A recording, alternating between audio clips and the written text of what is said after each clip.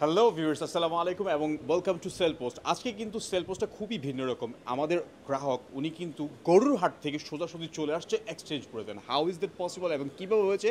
So let's get to know. আসসালামু আলাইকুম। ওয়ালাইকুম আসসালাম। আপু, আপনার নামটা কি? আমার নাম তিথি। তিথি আপু। সো বেসিক্যালি আপনি কী করেন?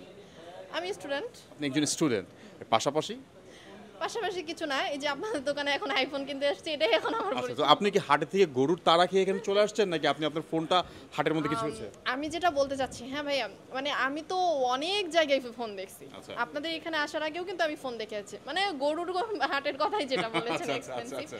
বিষয়। আমি যখন মানে ফোনটা দেখেছি, দেন আপনাদের এখানে সব থেকে রিজনেবল।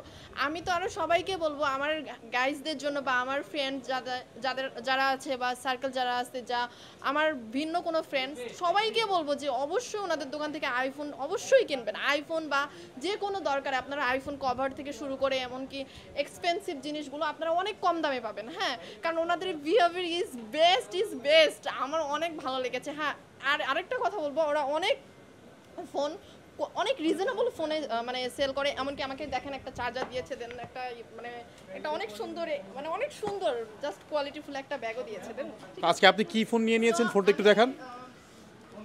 অবভিয়াসলি আচ্ছা, তো এই যে এই ফোনটা কিন্তু আপু নিয়ে নিয়েছে। আজকে এই ফোনটা কতদিন নিলেন?